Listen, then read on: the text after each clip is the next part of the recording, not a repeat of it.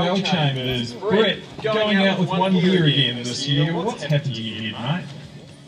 Yeah, look, it's good, Dan. I've got a dodgy thumb, I can't work gears, the back climb you're going to have to walk anyway, so if you go into it mentally knowing you're going to walk, then you're all happy when you are walking. And obviously packing a steel bike and a massive gear, you're quite worried about weight and performance in your bikes? Yeah, steel bike, rigid fork, dyno front hub. It's a good backup bike. The carbon bike weighs nothing, but it's about 10 k's an hour faster than I am skill-wise, so it should be interesting. You're on a pretty shiny Niner. How long have you been on the Niners? So I've been on Niners for the past 3 years, but Niner come on board last year with a nice carbon frame and fork, and WTB have come on with tyres and seats, and Raceface are doing parts for me this year, so I'm feeling awfully pro and over the hill all at the same time. Fantastic. How's your race prep been? You know, we've heard Eddie McDonald talking about doing 5-30-hour weeks, and Jason English just broke his collarbone. He just came back to 12-hour race and beat all the teams. So obviously you were quite perhaps.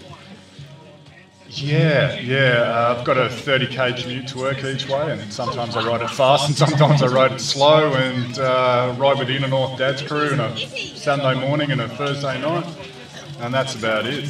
I think Eddie lives at home and his mum cooks him meals and tucks him into bed and all that sort of stuff, where I get home, the kids want to play and the wife's, happy to see me, so it's good. So, I was going to ask you whether it's why it is mother's happy to see him as well, but perhaps you won't ask Sorry, you don't always have to see me do it. Now, you're representing the single speeders out here one more time. Is there any other single speeders out there today?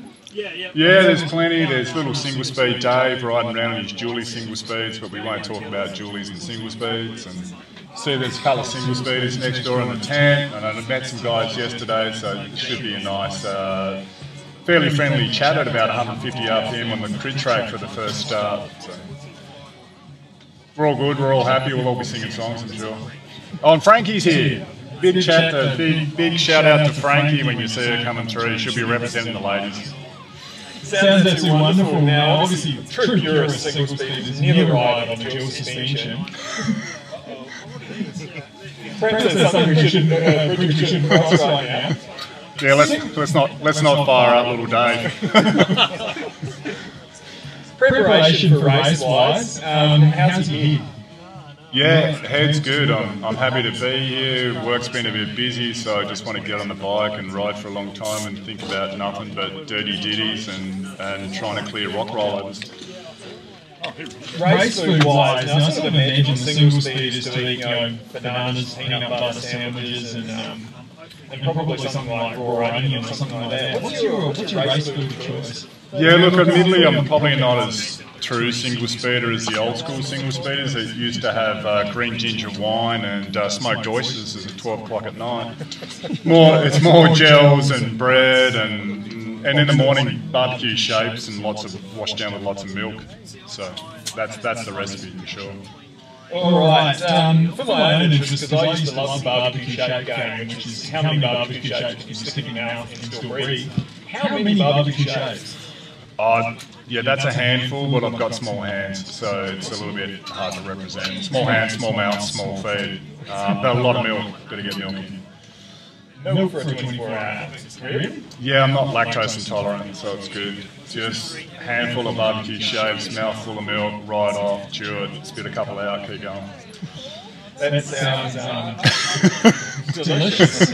I'm sure many sports scientists would say that's probably the ideal mix of milky goodness. Tell me it's sweet milk. Really it's sweet milk, isn't it?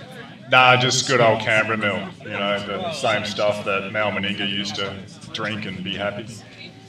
I thought Mal Meninga injected bits of calf. Yeah, I don't know about that.